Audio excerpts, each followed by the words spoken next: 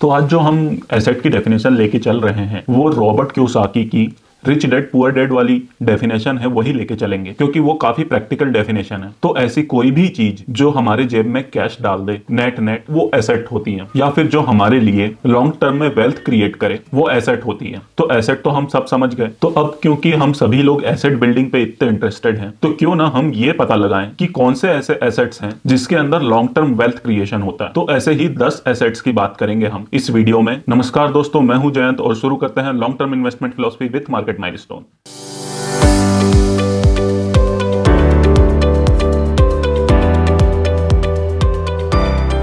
तो चलिए सबसे पहले तो हम एसेट की डेफिनेशन को और अच्छे से समझ लेते हैं, जो हम इस वीडियो के अंदर पकड़ कर चलेंगे। एसेट ये तो हमने पहले बात कर ही ली कि कोई ऐसी कोई भी चीज जो होती है जो हमारे जेब में नेट पैसा डाल दे। अब यहाँ पर ऐसी कोई भी चीज जिसमें हमारा टाइम और एफर्ट या फिर इन्वेस्टमेंट कम टाइम के लिए या फिर थोड़े से टाइम के लिए लग रही है, लेकिन जो उसके रिजल्ट्स हैं या फिर रिटर्न्स हैं वो हमें लंबे समय तक देखने के लिए मिल रहे हैं, यानी कि 10 साल 15 साल हमको उसकी वजह से कैश आ सकता है। तो ऐसे ही एसेट की हम बात करेंगे। तो यहाँ पर हमारा पहला एसेट आ जाता है, तो आ जाता है बिजनेस। ये तो हम सभी लोग जानते हैं कि बिजनेस के अंदर ही सबसे ज्यादा पैसा कमाया जा सकता है, इसमें कोई दो राय वाली बात नहीं है। लेकिन उसके साथ साथ रिस्क भी उसके अंदर सबसे ज्यादा ही होता है, तो हमें दोनों एस्पेक्ट लेके चलने होंगे। आप देख सकते हैं कि मैक्सिमम बिलियनियर जो भी बने हैं वो बिजनेस करके ही बने हैं। चाहे हम जेफ बेजोस की बात कर लें, बिल गेट्स की बात कर लें, इंडिया में चाहे हम मुकेश अंबानी की बात कर लें, राधा कृष्ण दमानी की बात कर लें, टाटा बिरला, बहुत सारे ऐसे एग्जांपल्स हैं। लेकिन उसकी हमें फ्लिप साइड भी पता होनी चाहिए।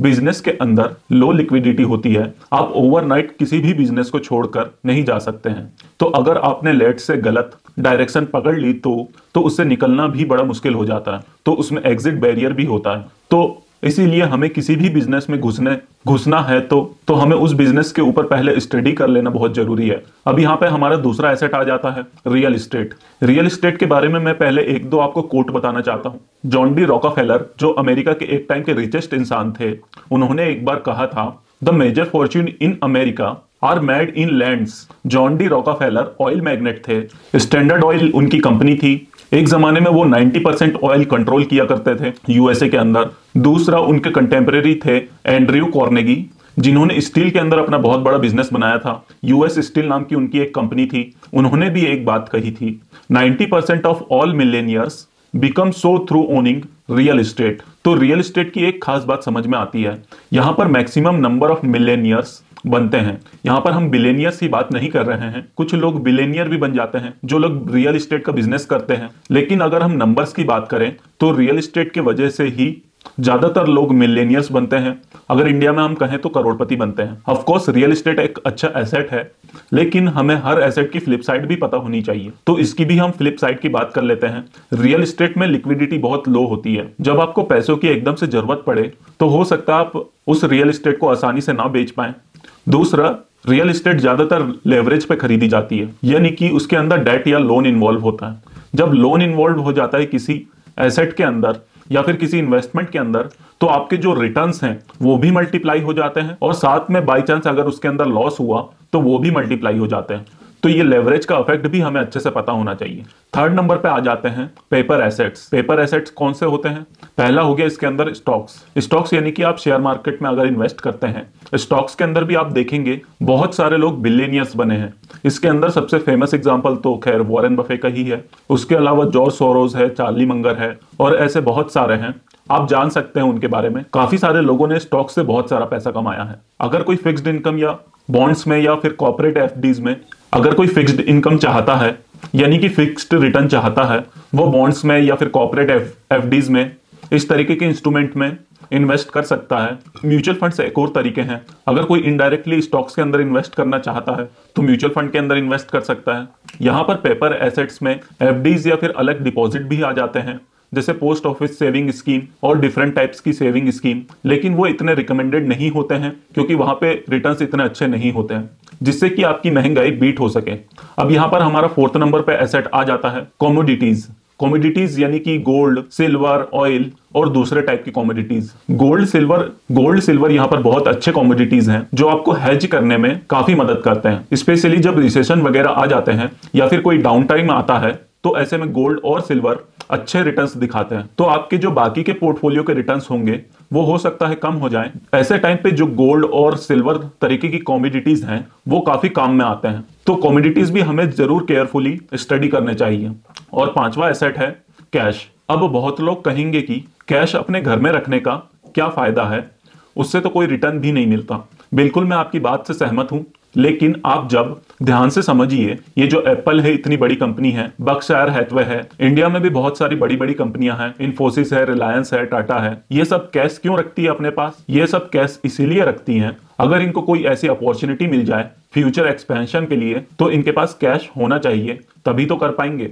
अगर इनको कोई बहुत अच्छी बिजनेस डील मिल जाती है, कैश होगा तभी तो उसको एग्जीक्यूट कर पाएंगे। दूसरा कैश का फायदा ये होता है, अगर कई बार आप कोई डील एग्जीक्यूट करने जा रहे हैं, चाहे वो रियल एस्टेट की हो, चाहे कोई और भी डील हो, इवन स्टॉक्स की हो, अगर मार्केट गिरी हुई है, अगर आपको कोई अच्छी डील मिल रही है उस टाइम, अगर आपके पास कैश ही नहीं होगा तो आप डील कैसे करेंगे? इस वजह से कैश भी बहुत इंपॉर्टेंट हो जाता है। अब हमारा छठा एसेट आ जाता है इक्विपमेंट एंड मशीनरी। जैसे कि कार हो सकती है एक इक्विपमेंट, अगर कोई कंपनी उसे टैक्सी के फॉर्म में यूज कर रही है तो वो उसके लिए एसेट हो जाती है।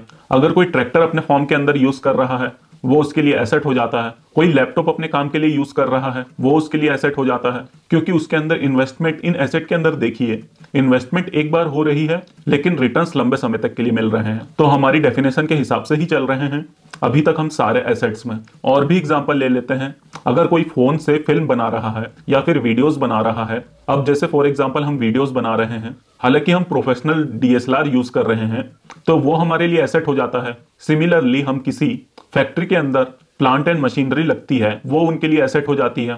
तो इक्विपमेंट्स भी हमारे लिए काफी अच्छे एसेट्स होते हैं। अब सातवां एसेट आ जाता है इंटेलेक्चुअल प्रॉपर्टीज, यानी कि पेटेंट्स, कॉपीराइट, ट्रेडमार्क्स, लाइसेंसिंग। इसका मतलब आपने कोई चीज बनाई या फिर कोई नई चीज बनाई या फिर आपने किसी चीज का नया कॉपीराइट ले लिया, या तो आप उसका पेटेंट करा सकते हैं। फॉर एग्जांपल यहाँ पर फार्मा कंपनीज का, अगर वो कोई नई दवाई का इजाद करते हैं तो उसका पेटेंट करा लेते हैं। सालों साल उस एक नए इन्वेंशन का उनको रिजल्ट मिलता रहता है। अब ऐसे ही हमने हैरी पॉटर के बारे में सबने सुना होगा, जेके रोलिंग ने वो बुक लिखी है, अब उसके ऊपर मूवीज भी बनती रहती हैं।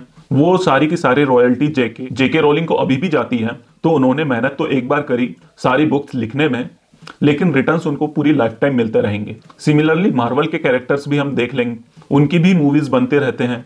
तो इस तरीके के कॉपीराइट या फिर लाइसेंसिंग राइट्स हैं आपके पास किसी चीज के, तो उसके भी फायदे आपको पूरी जिंदगी भर होते रहेंगे। अब यहाँ पर आठवां एसेट आ जाता है ब्रांड एंड गुडविल, जिसको हो सकता है हम डायरेक्टली फाइनेंशियल टर्म में ना नापा जा सके, लेकिन उसकी एक वैल्यू बहुत बड़ी होती है। अब देखिए, हम ऑनलाइन भी काफी सारे सामान खरीदते हैं, लेकिन हम आसानी से किसी ब्रांड को ट्रस्ट नहीं करते हैं। हम जनरली अमेजोन के पास जाते हैं या फिर फ्लिपकार्ट के पास जाते हैं, या फिर और भी एक दो कुछ जो साइट हैं जो हमारी ट्रस्टवर्दी साइट होती हैं, जिनके ऊपर हम सामान खरीदने के लिए जाते हैं। लोग एप्पल के प्रोडक्ट्स खरीदते हैं, भले ही वो इतने महंगे होते हैं। ये सब क्यों खरीदते हैं? क्योंकि उसके ऊपर हमारा एक ट्रस्ट बना हुआ है, क्योंकि हम उस ब्रांड को ट्रस्ट करते हैं और उसके प्रोडक्ट्स को हम अच्छा समझते हैं। इसी वजह से हम उन प्रोडक्ट्स को खरीदते हैं। इंडिया में भी ऐसे काफी सारे ब्रांड्स हैं, अलग अलग प्रोडक्ट्स के अंदर अलग अलग ब्रांड्स हैं। टाटा के ब्रांड्स हैं, गोदरेज के ब्रांड्स हैं, रिलायंस के अंदर ब्रांड्स हैं। अब नोवा एसेट हमारे लिए आ जाता है पीपल्स। अब बहुत लोग समझेंगे कि पीपल और टीम्स ये भी कोई एसेट हुआ। बिल्कुल हुए। आप समझिए, एप्पल अपने प्रोडक्ट्स को इतना अच्छे कैसे बना पाता है? क्योंकि उन्होंने अच्छे लोगों के अंदर इन्वेस्ट किया हुआ है, उन लोगों को वो अच्छी सैलरीज देते हैं, तभी तो वो इतने अच्छे अच्छे प्रोडक्ट्स बना पाते हैं। तो ये जितनी भी टेक कंपनीज हैं, इनके अंदर टीम की बहुत ज्यादा वैल्यू होती है। और यहाँ पर खाली टेक कंपनीज की ही बात ना करते हुए, किसी भी ऑर्गेनाइजेशन के लिए उसकी टीम बहुत इंपॉर्टेंट होती है। आजकल तो एक कॉन्सेप्ट भी चलता है एक्वी हायर का।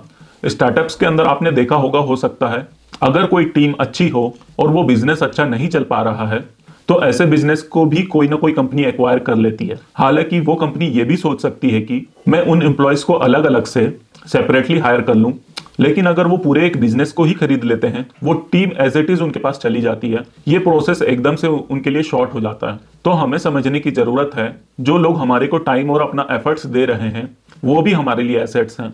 अब यहाँ पर हमारा 10वां और फाइनल एसेट आ जाता है कंटेंट। कंटेंट जैसे कि कोई सॉन्ग बनाता है, वो सॉन्ग एक बार बन गया, उसके लाइफ टाइम राइट्स होते हैं उसके पास, उससे वो पैसा कमा सकता है। बुक अगर कोई लिखता है तो वो एक बार लिखता है, लाइफ टाइम उसको रॉयल्टी मिलती रहती है। सिमिलरली फिल्में एक बार बनती हैं और लाइफ टाइम उससे अर्निंग होती है। ब्लॉग्स हैं, वेबसाइट हैं, यूट्यूब के चैनल्स हैं, सोशल मीडिया प्लेटफॉर्म्स हैं, इंस्टाग्राम पे आजकल सेलिब्रिटीज बने हुए हैं। ये सब लोग कंटेंट क्रिएट कर रहे हैं और जितना भी उससे गेन हो रहा है इनको लॉन्ग टर्म के लिए उससे फायदा होने वाला है। सो किसी भी तरीके का कंटेंट भी हमारे लिए एसेट हो जाता है। तो ये थे हमारे 10 एसेट्स जो हमारे लिए लॉन्ग टर्म में वेल्थ क्रिएट कर सकते हैं। अगर आपको कोई और भी एसेट पता है जो हमने शायद इन कैटेगरीज के अंदर ना कवर किया हो तो नीचे जरूर कमेंट सेक्शन में हमें बताइए। आपके क्या व्यूज हैं हमें जरूर कमेंट सेक्शन में बताइए। अगर ये वीडियो आपको पसंद आया है तो इसको लाइक और शेयर जरूर कीजिए अपने फ्रेंड्स एंड फैमिली मेंबर के साथ। और आपने अगर इस चैनल को अभी तक सब्सक्राइब नहीं किया है तो नीचे सब्सक्राइब बटन दिया उसको क्लिक करके और बेल आइकन जरूर दबा दीजिए जिससे आपको लेटेस्ट वीडियो का नोटिफिकेशन मिल जाए।